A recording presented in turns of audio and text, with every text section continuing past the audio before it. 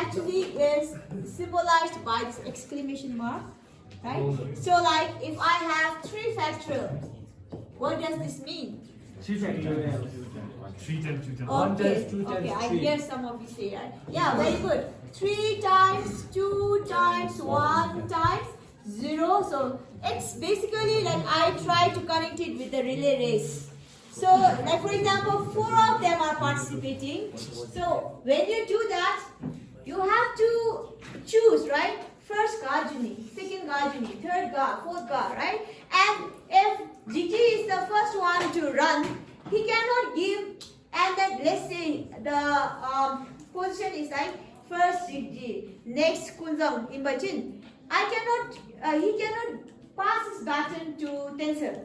Can he? No, ma'am. No, because the next one is Kunzang, right? So that's how it goes here as well. That's why you see here 3, 2, 1, then it comes 0. So your factorial is like a relay race pattern. It just gets passed. And it is finished by this 0 because you have 0 factorial. The value of 0 factorial actually is 1.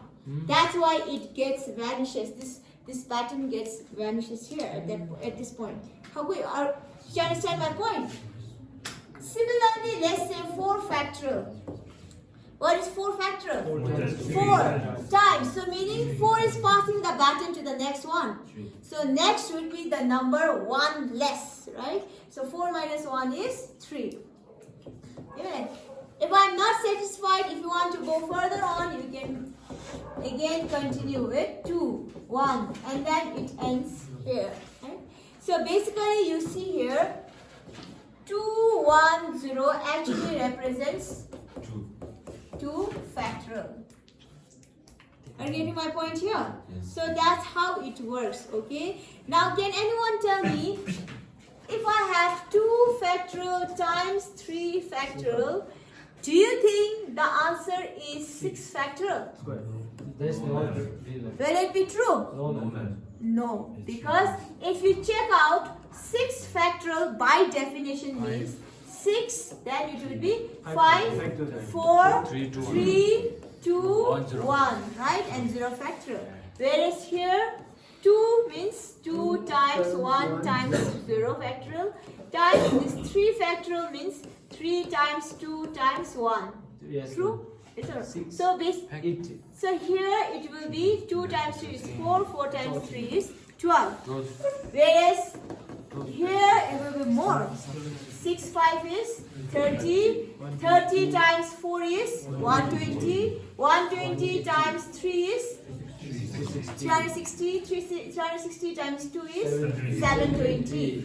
So are they equal? No. So they are not equal. These numbers are not. Hence, this tells you that operation with factorial will not work.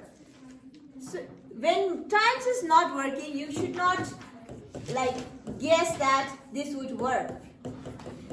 So this would definitely not work. So to put it in short, I'm trying to say here that with factorial, you cannot do operations such as addition, subtraction, multiplication, or even division.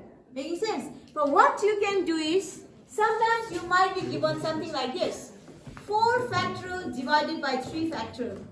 So what you can do at this point? 4 times 3. Okay, very good. So 4 times 3 factorial. You can stop here, right? Because you see in your denominator you have 3 factorial. So exact same things can be cancelled out. That's why you have here 4. So no need to spend time expanding 4, 3, 2, 1, because ultimately you will reach out getting answer 4.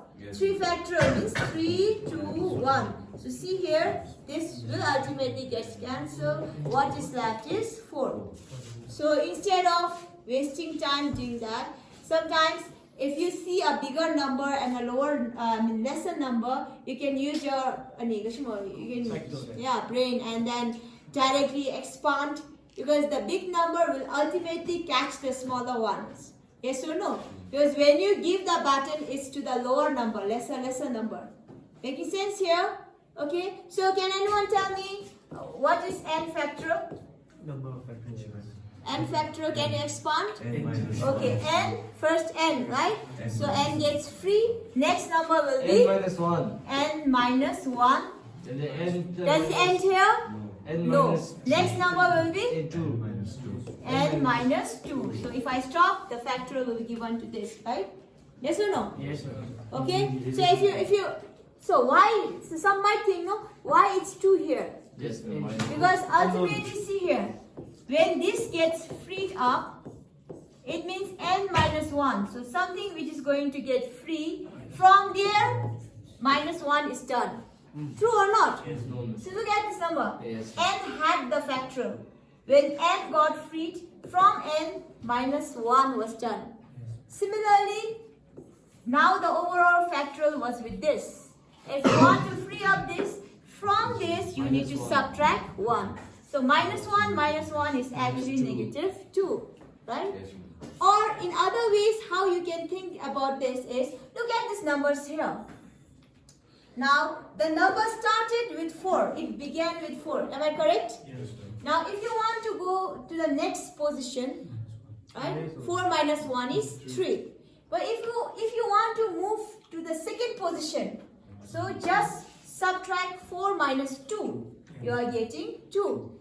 How did you get 1? So it's in which position? 1, 2, 3. Third position. So 4 minus 3 is 1. So it's working, right? So instead of going like this, which actually takes time, you can, when you want to expand, you can go with this one.